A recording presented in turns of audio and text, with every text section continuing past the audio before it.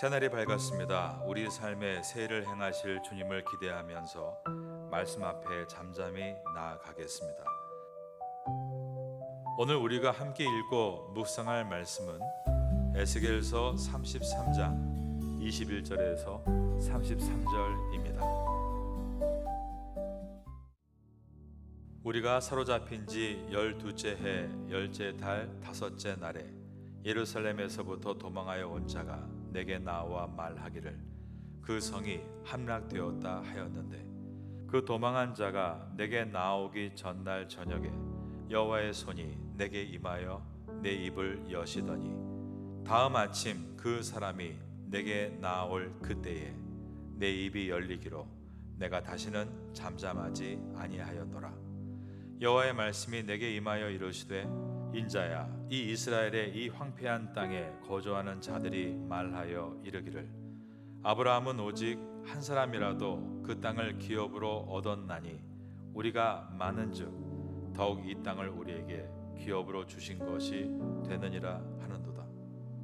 그러므로 너는 그들에게 이르기를 주 여호와께서 이같이 말씀하시되, 너희가 고기를 핏째 먹으며 너희 우상들에게 눈을 들며 피를 흘리니 그 땅이 너희의 기업이 될까 보냐. 너희가 칼을 믿어 가증한 일을 행하며 각기 이웃의 아내를 더럽히니 그 땅이 너희의 기업이 될까 보냐 하고, 너는 그들에게 이르기를 주 여호와께서 이같이 말씀하시되, 내가 나의 삶을 두고 맹세하노니 황무지에 있는 자는 칼에 엎드러뜨리고 들에 있는 자는 들짐승에게 넘겨 먹히게 하고 산성과 굴에 있는 자는 전염병에 죽게 하리라. 내가 그 땅이 황무지와 공포의 대상이 되게 하고 그 권능의 교만을 그치게 하리니 이스라엘의 산들이 황폐하여 지나갈 사람이 없으리라. 내가 그들이 행한 모든 가증한 일로 말미암아 그 땅을 황무지와 공포의 대상이 되게 하면 그때에 내가 여호와인 줄을 그들이 알리라 하라. 인자야, 내 민족이 담 곁에서와 집 문에서 너에 대하여 말하며 각각 그 형제와 더불어 말하여 이르기를, 자, 가서 여호와께로부터 무슨 말씀이 나오는가 들어보자 하고 백성이 모이는 것 같이 내게 나아오며 내 백성처럼 내 앞에 앉아서 내 말을 들으나 그대로 행하지 아니하나니, 이는 그 입으로는 사랑을 나타내어도 마음으로는 이익을 따름이라. 그들은 내가 고운 음성으로 사랑의 노래를 하며 음악을 잘하는 자같이 여겼나니 내 말을 듣고도 행하지 아니하거니와 그 말이 응하리니 응할 때에는 그들이 한 선지자가 자기 가운데에 있었음을 알리라.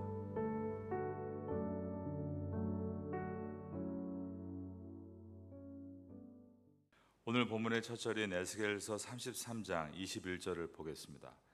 우리가 사로잡힌 지 12째 해 10째 달 5째 날에 예루살렘에서부터 도망하여 온 자가 내게 나와 말하기를 그 성이 함락되었다 하였는데, 예루살렘 성은 11년 4월에 함락이 되었습니다. 그런데 에스겔 선지자가 인편을 통해서 예루살렘 성이 바벨론 군대에게 함락됐다 이 소식을 들었을 때가 1년 6개월이 지난 21절에 보니까 12년 10월 5일이었다라고 되어 있습니다. 며칠 전에 일본 구마모토현에서 지진이 났다.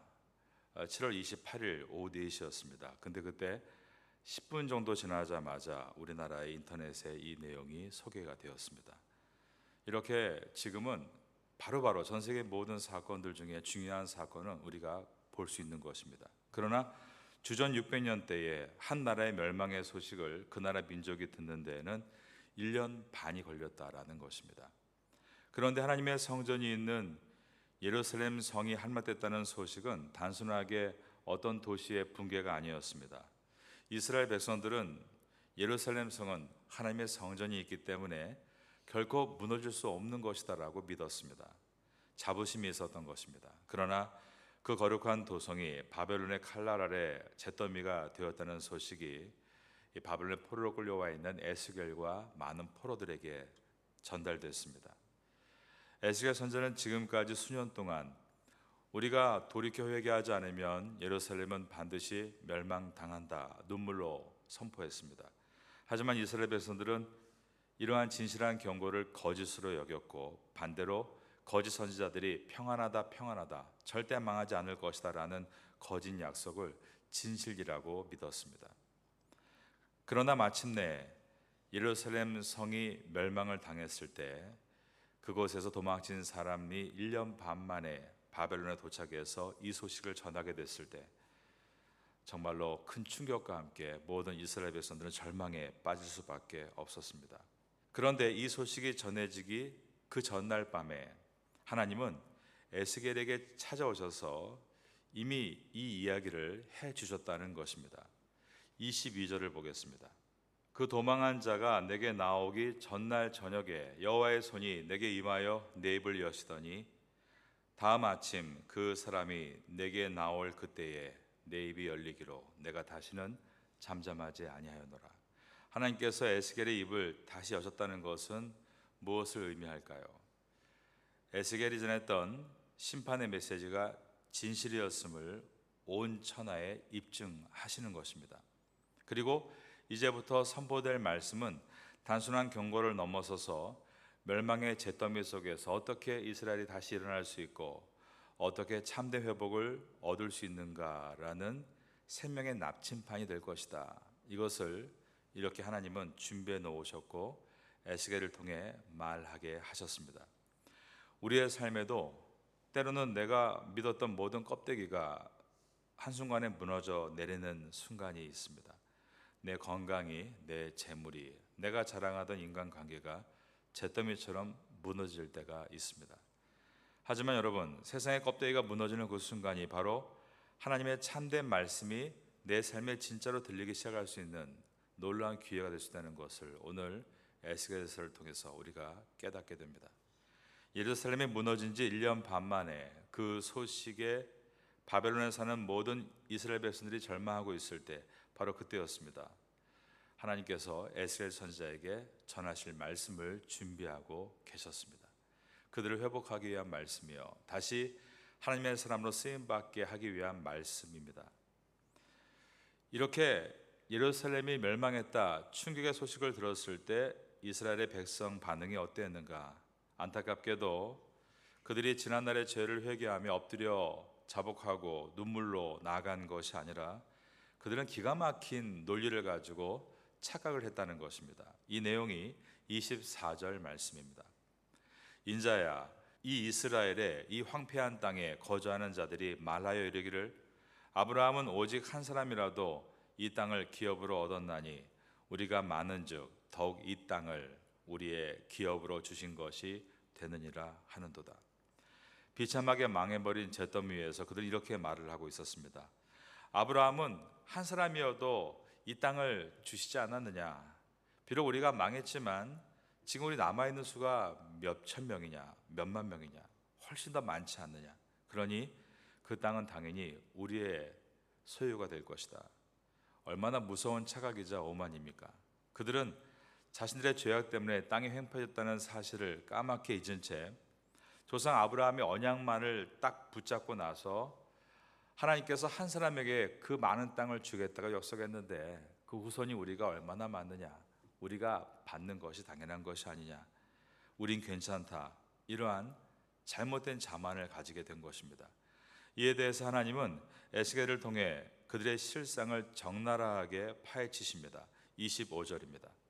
그러므로 너는 그들에게 이르기를 주 여호와께서 이같이 말씀하시되 너희가 고기를 핏째 먹으며 너희 우상들에게 눈을 들며 피를 흘리니 그 땅이 너희의 기업이 될까 보냐. 하나님은 결단코 이스라엘의 땅이 될 수 없다라고 말씀하시면서 그 이유를 그들이 갖고 있던 죄악 때문이다라고 하셨습니다. 하나님은 구약에서 율법을 통해 짐승을 잡을 때 피를 함께 먹지 말라라고 하셨습니다. 그 이유에 대해서 레위기서 17장 11절에서 육체의 생명이 피에 있기 때문이다라고 말씀하셨습니다. 이스라엘 백성들은 하나님께서 구약에 말씀하신 이 율법, 짐승을 피째 먹지 말라는 규례를 철저하게 지켜왔습니다. 그런데 하나님께서 에스겔 선지자의 입을 통해 이스라엘 백성들이 고기를 핏째 먹었다는 것을 폭로하고 계시는데, 우리는 생각해 봐야 됩니다. 왜 그들이 고기를 핏째 먹었을까? 우리나라에서 사냥을 취미로 하는 사람들이 사슴과 노루를 잡자마자 뜨거운 피를 잔에 담아서 마신다는 말들 종종 듣습니다.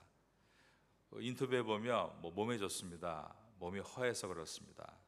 그러면 이스라엘 백성들도 몸이 허해서 몸보신을 위해서 그 피를 먹은 것인가? 하나님께서 먹지 말라고 하신 그 많은 음식 가운데 굳이 왜 피를 마신 것인가? 이유는 몸보신을 위해서가 아니었다는 것입니다. 그것은 우상 숭배 하나의 제의였습니다. 당시 바벨론이나 가나안의 이방 신전에는 짐승을 잡아서 피를 제단에 뿌리고 나서 그 피를 먹으며 영적 능력을 얻는다, 그러한 제의 의식이 있었던 것입니다. 이 장면을 25절이 너희가 고기를 핏째 먹으며, 그 다음 보면 너희 우상들에게 눈을 들며 피를 흘리니 라고 묘사한 것입니다. 그들은 핏째 고기를 먹으며 우상에게 눈을 듭니다. 이 하나의 장면은 그들이 얼마나 우상 숭배에 깊이 빠졌는가를 우리에게 보여주고 있는 것입니다. 그리고 피를 흘리는 폭력을 행사했습니다. 칼을 의지하고 가증한 일을 행하며 이웃의 아내들 더럽혔습니다. 26절입니다. 너희가 칼을 믿어 가증한 일을 행하며 각기 이웃의 아내를 더럽히니 그 땅이 너희의 기업이 될까 보냐 하고, 우상 숭배에 깊이 빠져 있고 성처다락에 빠져 있는 너희들이 구원을 받을 수 있다고? 아브라함 한 사람에게 주신 그 언약을 믿고 그 언약이 하나님은 변하지 않기 때문에 너희는 자동으로 구원을 얻는다고? 라고 하나님께서 질문하시는 것입니다. 하나님의 율법과 정의는 삶에서 완전히 짓밟으면서 입으로는 나는 아브라함의 자손이다, 그러면 구원을 받을 수 있는 것이냐 라고 묻고 있는 것입니다. 오늘날 우리의 모습은 어떻습니까? 내가 아무리 세상에서 타협하고 죄를 지어도 나는 예수 믿고 구원받았으니 괜찮다, 우리 집안이 3대째 신앙을 갖고 있으니 하나님이 우리 집안을 그냥 놔두시겠느냐라는 착각에 빠져 있지는 않습니까? 순종이 빠진 구원의 확신, 삶의 변화가 없는 신앙적 자만심은 하나님 앞에 아무런 효력이 없다, 이것이 오늘의 메시지입니다. 하나님은 결코 삶의 정의와 거룩함이 빠진 기복적인 신앙을 용납하시지 않습니다. 하나님은 27절부터 단호하게 선포하십니다.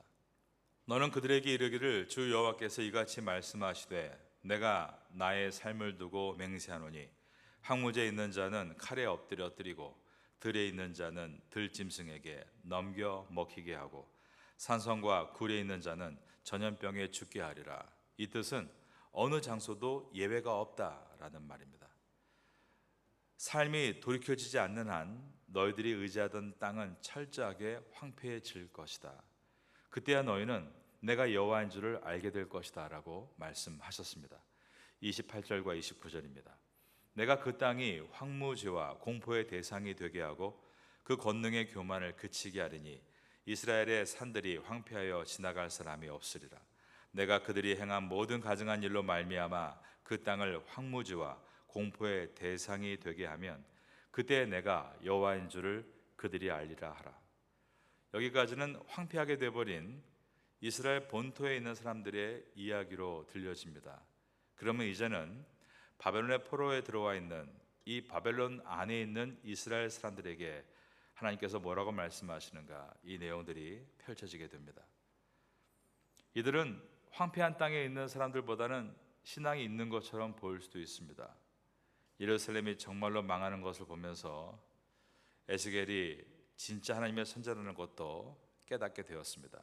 그발 강가에서 같이 노역하면서 에스겔 선지자가 복음을 전할 때 그들은 식후운동했다는 것입니다. 그런데 그렇게 에스겔 선지자와 함께 일하고 생활하고 포로로 끌려왔던 이 바벨론에서 바로 그날 하나님께서 먼저 에스겔 선지자에게 들려줄 말씀을 입에 담겨주시고 바벨론에 의해서 예루살렘이 망했다, 그 소식을 들었을 때 그들은 하나님이 정말 뭔가를 말씀하시나 보다, 우린 그 말씀을 들어야 되지 않겠느냐, 우리가 여호와께 가서 그 말씀을 들어보자.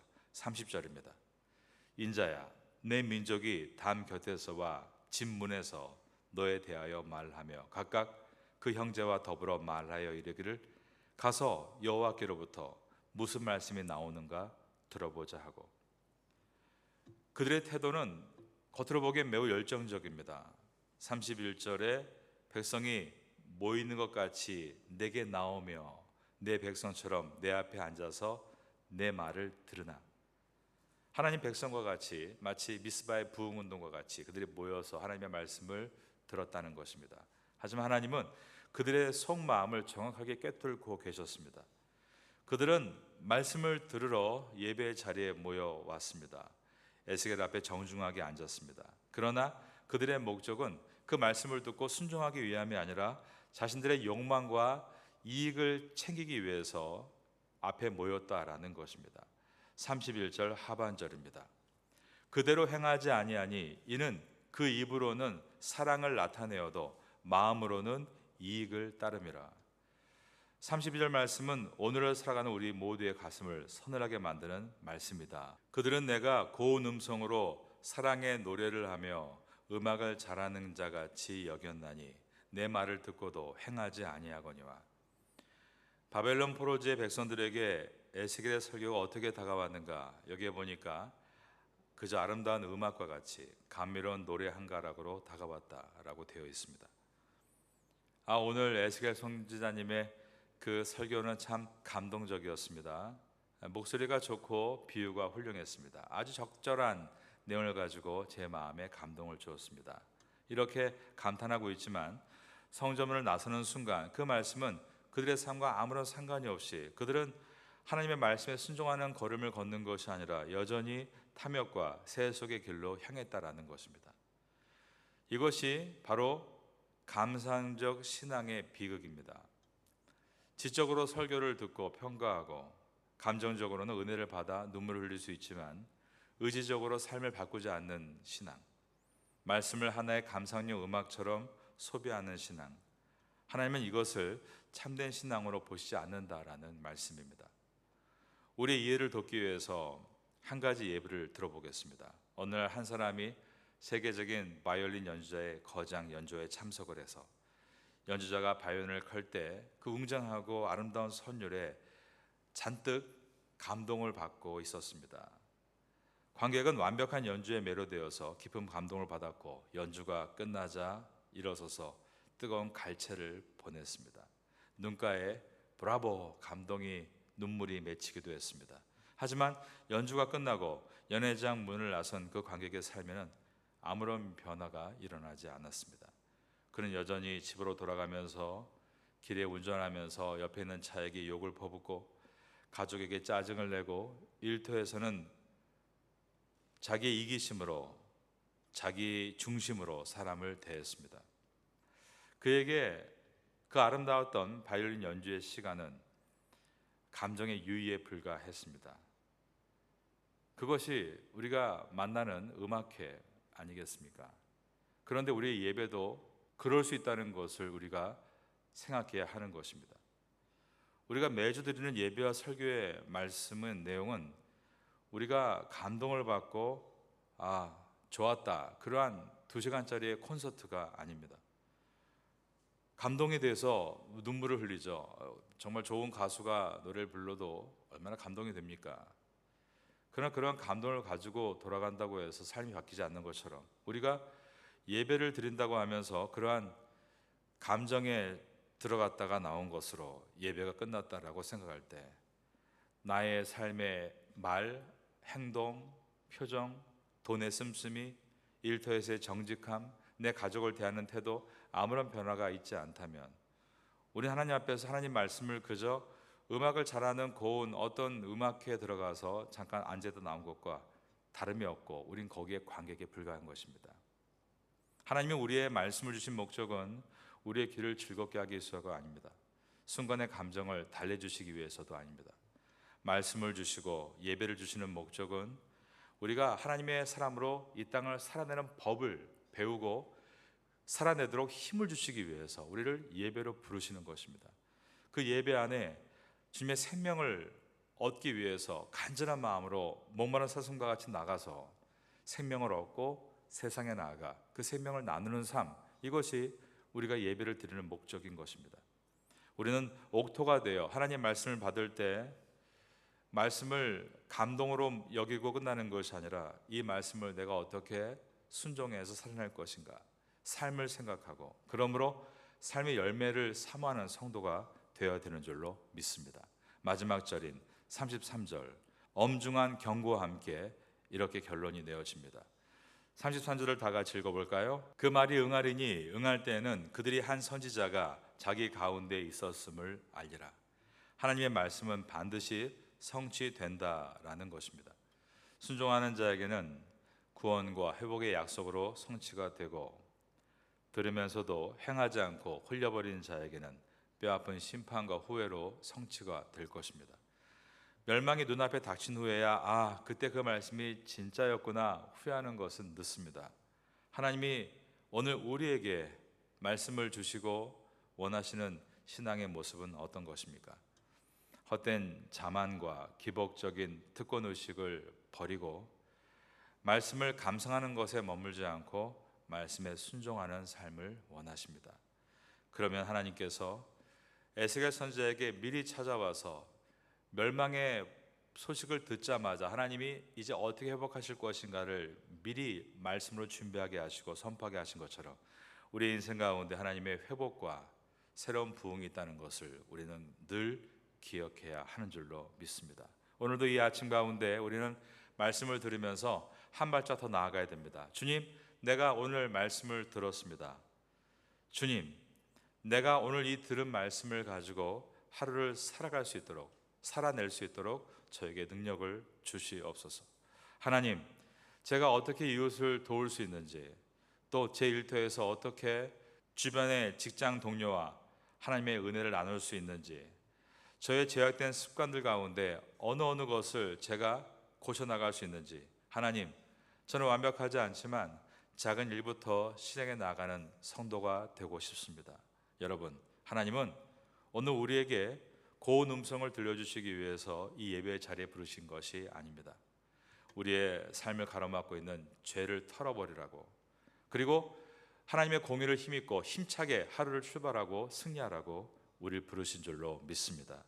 과거의 신앙의 경험, 경력에 안주하지 말고 과거의 자만이 오늘 나를 이끌지 못하는 것을 기억하고 듣는 것으로 만족하는 그러한 타성의 신앙이 아니라 우리는 오늘이라는 시간을 통해 하나님 말씀을 듣고 또 오늘 주시는 은혜를 통해 담대하게 세상에 나아가서 승리해야 될 성도인 줄로 믿습니다. 이러한 은혜가 에스겔서를 지나면서 우리에게 임할 수 있게 되기를 예수님의 이름으로 축원합니다.